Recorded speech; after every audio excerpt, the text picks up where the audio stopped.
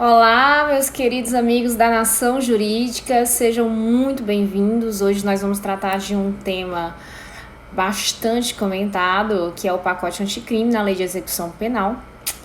Sejam todos muito bem-vindos. Para quem não me conhece, eu sou a professora Ruth Araújo Viana, também juíza de Direito no estado do Rio Grande do Norte. Fui promotora de Justiça no estado do Tocantins por quase 6 anos, o qual eu salvo aí com muito carinho, que eu tenho muita saudade, tá certo? Sejam todos muito bem-vindos. Vamos dando oi para todo mundo. Vou gravar aqui o tema da live para que vocês possam saber.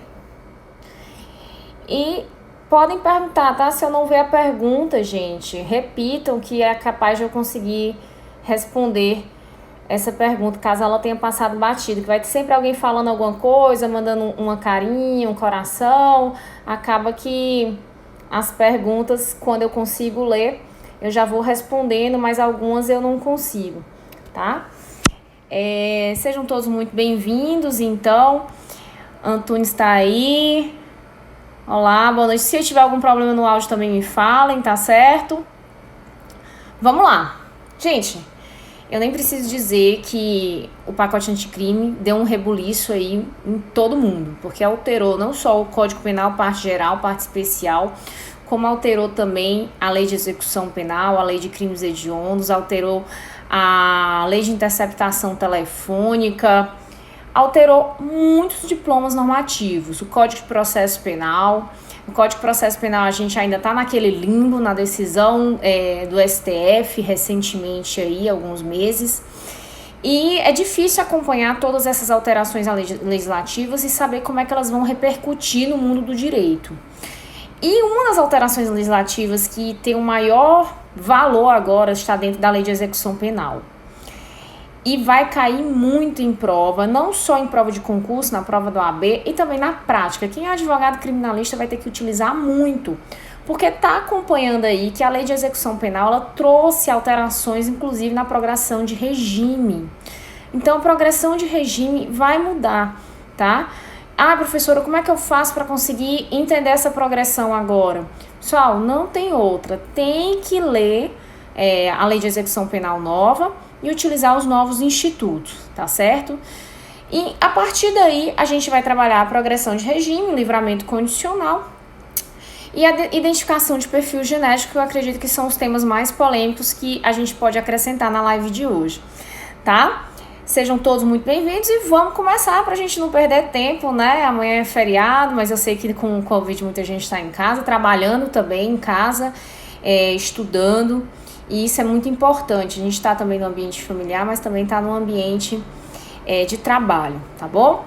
E vamos continuar. A gente vai falar de progressão de regime agora de acordo com a Lei 13.964 de 2019. Inclusive, pessoal, fiquem atentos. Muita gente com vadimécum de 2019 não vai ter o pacote anticrime e tem que comprar o VAD novo ou alterar o VAD novo, tá?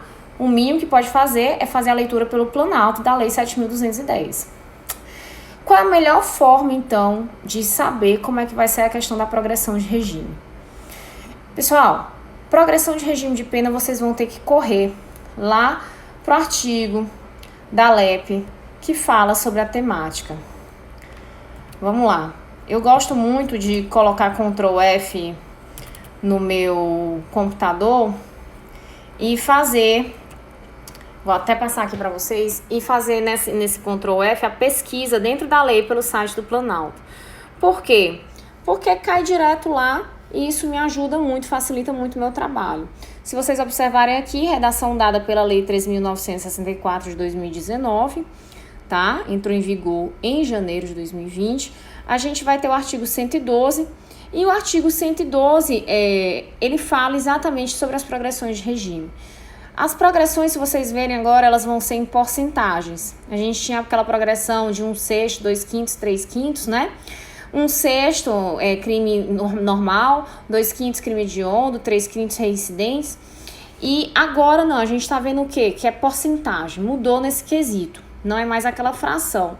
Apesar de a gente saber que por regra de matemática isso pode, né? Mas facilita a leitura para você já ter uma distinção, tá bom?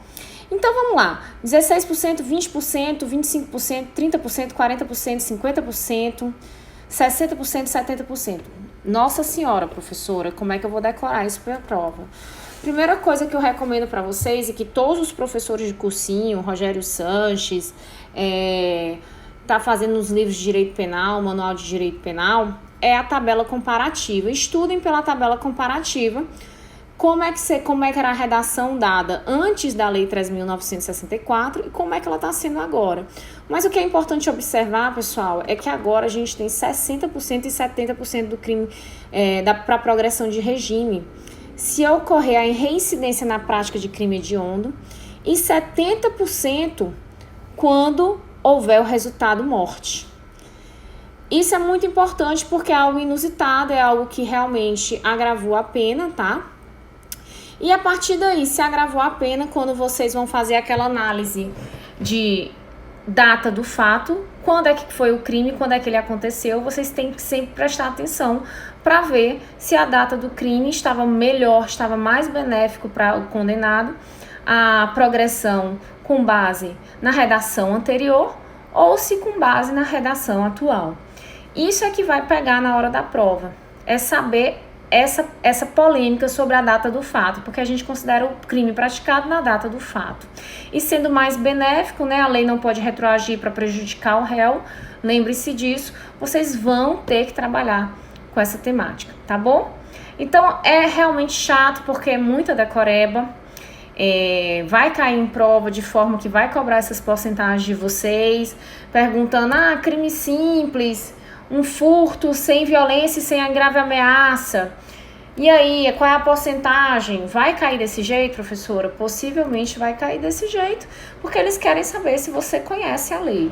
Lembrando que as provas, em regra, são 70% com base em lei.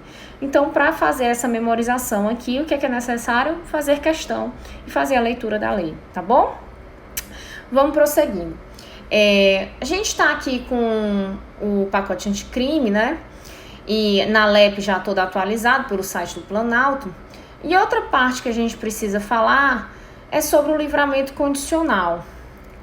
O livramento condicional, eu sei que ele não está dentro da lei de execução penal, está lá no Código Penal, no artigo 83. Ai, professora, está lá no Código Penal? Está lá no Código Penal. Sendo que o livramento condicional afeta o quê? A execução da pena. Então, muitas vezes cai em prova o estudo do livramento condicional e é cobrada essa temática dentro da parte de execução penal. Tá errado estudar assim? Não tá errado, tá? Só para vocês não se confundirem. E aqui a gente tem uma tabelazinha comparativa que ajuda muito vocês. Coloquei aqui o antes e o depois, né? O que é que mudou basicamente? Mas aqui tá no artigo 83 do Código Penal. Que não será concedido o livramento condicional se o condenado tiver cometido falta grave nos últimos 12 meses. Professora, então houve um acréscimo de um fato novo que se o condenado ele praticar falta grave nos últimos 12 meses, ele não pode se beneficiar com livramento condicional. É isso? É isso. Então vamos lá, pergunta de prova. O condenado se recusou a fazer a identificação de perfil genético. O que é a identificação de perfil genético, professora? Vai falando aí pra gente. A identificação de perfil genético é uma forma em que se coloca um cotonete no âmbito aqui da saliva da pessoa e que você consegue extrair os dados do DNA daquela pessoa. Então vamos lá. Condenado foi lá, entrou no sistema penitenciário brasileiro, no sistema carcerário, entrou lá e foi lá recomendado, pedido, requerido a ele que ele fizesse a identificação do perfil genético. E aí? Ele se recusa a fazer essa identificação de perfil genético. O que é que acontece? Existe sanção para isso? Que tipo de ato ele cometeu? Ele vai ser punido ou não? O que é que aconteceu? Agora, meus amores, fiquem ligados, meus amigos da nação, porque o condenado que se recusa a fazer a identificação do perfil genético, ele vai cometer falta grave. Falta grave está onde? Dentro da lei de execução penal. Então, se o condenado se recusou a fazer a identificação do perfil genético nos últimos 12 meses, ele pode ser beneficiado com livramento condicional? Não, de acordo com a atual redação da Lei de Execução Penal e combinado com o Código Penal no artigo 33, a resposta é negativo. Professor, onde é que está falando sobre isso da identificação do perfil genético? Que eu não tenho a mínima ideia, eu ainda não estudei essa temática. Lá no artigo 9º da nossa LEP, a gente está trabalhando com a identificação do perfil genético.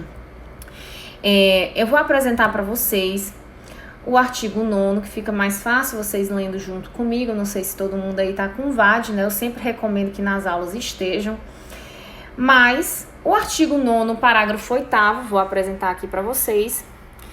Ele diz, vamos botar primeiro no 9A, né?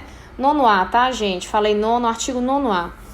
Os condenados por crime praticado dolosamente com violência de natureza grave contra a pessoa por qualquer dos crimes previstos no artigo 1º da Lei 8.072, que lei é essa? Lei dos crimes hediondos, né? Serão submetidos obrigatoriamente à identificação do perfil genético mediante extração do DNA, tá certo? Aí eu disse que o condenado se recusou. Onde é que a gente tem essa informação de que é falta grave? No parágrafo 8º. Constitui falta grave a recusa do condenado em submeter-se ao procedimento de identificação do perfil genético. Gente, falta grave vai ter um tipo de sanção disciplinar no âmbito administrativo daquela execução de pena, certo? Então, o que é que acontece? O preso que cometeu falta grave nos últimos 12 meses não pode ser beneficiado com livramento condicional. É possível que, caso ele se recuse à identificação do perfil genético, ele não possa ser beneficiado com livramento condicional. Hoje, o que já estão questionando é se é constitucional o dispositivo previsto no parágrafo 8º do artigo 9A da Lei de Execução Penal. Por que está existindo esse questionamento? Aquela questão do nemo tenetur se deteger, de que a pessoa não é obrigada a produzir prova contra si mesma. E já tem polêmica para os dois lados. Alguns doutrinadores defendendo que é possível sim a obrigatoriedade perante a lei da identificação do perfil genético, enquanto outros defendem que não pode ser obrigado ao condenado que ele se identifique, né, geneticamente. Bom, como é que está a minha opinião sobre essa temática e o que é que eu recomendo para vocês agora, tá? A minha opinião sobre essa temática é de que é constitucional o dispositivo. Por que eu defendo essa hipótese? Porque quando vai haver a identificação do perfil genético, aquela prova de identificação do perfil genético não foi construída para fins da condenação. Ela foi construída, ela somente é requerida para fins de colocar no cadastro após a condenação. Então, ela não vai ser utilizada como prova dentro daquele processo, tá? Então, eu particularmente penso que é uma forma de segurança do sistema brasileiro, do sistema penitenciário brasileiro, de cadastro, para evitar, minimizar a reincidência, para possibilitar maiores esclarecimentos de novos crimes no futuro, bem como, meus queridos, que eu também defendo muito isso, também aqueles que forem injustamente condenados, né? Aqueles que querem preconizar aí, ou querem, em fatos pretéritos, inclusive, não serem mais alçados como possíveis autores do crime, serem excluídos daquela investigação caso não tenham cometido aqueles crimes. Porque a prova da identificação do perfil genético, né, a prova de DNA, ela pode te colocar como autor do delito, como também pode te excluir como autor do delito. Então, a gente tem que ter essa noção de que a prova, ela não é uma prova para um lado das partes, é uma prova que pode ser utilizada por ambas as partes, né? Ela está para construir a busca da verdade real dentro do processo criminal, tá bom? Então, eu acredito que é constitucional a hipótese. Lógico, né? Que se acontecer perante a identificação de um perfil genético, na minha opinião também, e aquela pessoa acabar ela era alvo de uma investigação e aquela identificação em um fato pretérito que ela cometeu bem antes daquela condenação, antes da identificação do perfil genético, ela acabar também sendo identificada como autora de outro delito que não tinha sido identificado nenhum autor, penso eu que não poderia aí ser utilizada essa prova para fins de identificá-lo para o crime, porque aí sim ele produziu prova contra si mesmo, dentro daquele outro processo criminal que ainda estava em fase de investigação, que não tinha autor.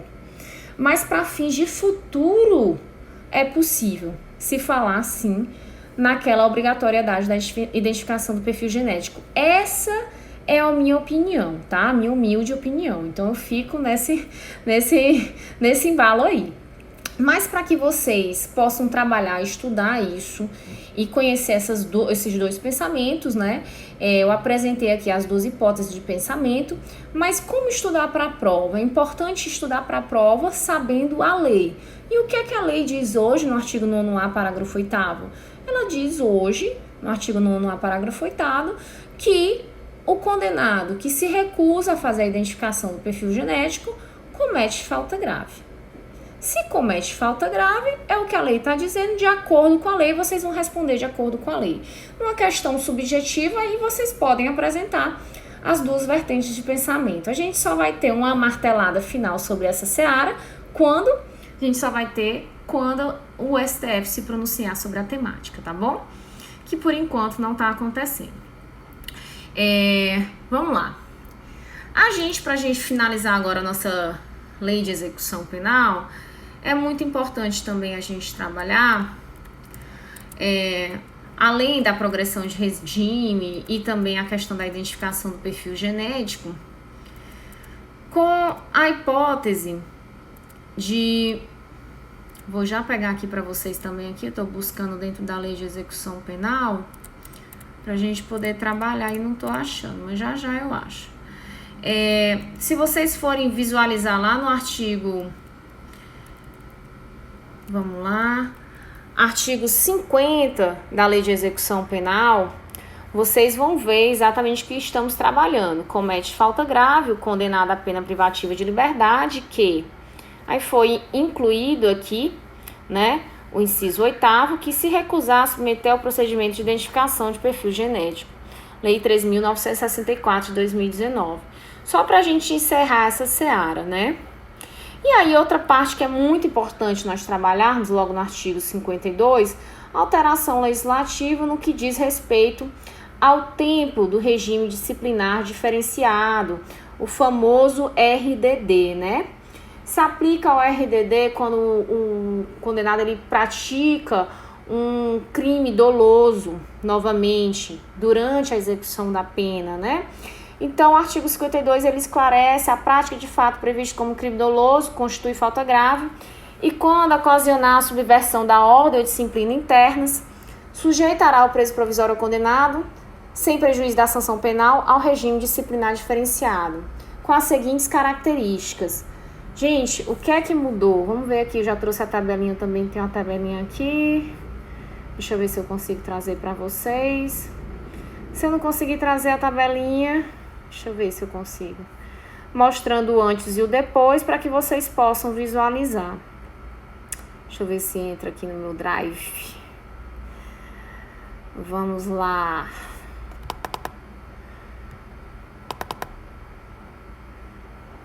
Vamos ver se aparece aqui. Vamos lá para o artigo 52. Se a gente pegar o artigo 52, cadê? Pronto. A gente vai ver que antes a duração máxima do RDD era de 360 dias, né? Sem prejuízo da repetição da sanção por nova falta grave, até o limite de 1/6 da pena aplicada. Agora, o inciso 1º, totalmente diferente. O RDD terá duração máxima de até 2 anos, sem prejuízo de repetição de sanção por nova falta grave de mesma espécie. Olha aí, então, como mudou. O inciso 3º também fala, visitas semanais eram antes, visitas semanais, agora as visitas serão quinzenais de 2 pessoas por vez a serem realizadas em instalações equipadas para impedir o contato físico. Pessoal, então mudou bastante a forma da execução do RDD dentro da execução penal. E o que é importante? Também estudar a tabela comparativa. Essa tabela comparativa vocês vão encontrar nos livros de direito penal atualizados pelos doutrinadores. Quem não puder comprar, acompanha aí o IG dos grandes nomes do direito penal, tá? Eles têm essas tabelas comparativas, todos eles. Faz uma impressão e coloca lá no teu livrozinho de execução penal, que tá tudo perfeito, não precisa de mais nada, tá certo? Meus amores, a live de hoje com as atualizações de execução penal, vamos lá, manda um salve pro Mono Soares, que tá aguardando na Laudemir, tamo junto, salve aí, tá certo, meus amigos da nação. Para quem também tiver interesse em conhecer um pouco mais sobre prática da Lei Maria da Penha, a Nação Jurídica tem um curso prático da Lei Maria da Penha, que foi desenvolvido por mim, está lá, tá, com material de apoio, de estudo atualizado, para que vocês possam aí melhorar nessa temática, tá bom? Indico o autor, doutora, eu sou muito suspeita, eu gosto muito do Rogério Sanches, eu gosto também do Kleber Masson, tá, mas existem outros professores magníficos aí também, tá bom? Sejam todos muito bem-vindos, gente. Na próxima live a gente continua com novas atualizações. Peçam aí para a Nação Jurídica qual é a temática que vocês gostariam de trabalhar dentro dessa nação. Sejam todos muito bem-vindos, fiquem com Deus. Um beijão.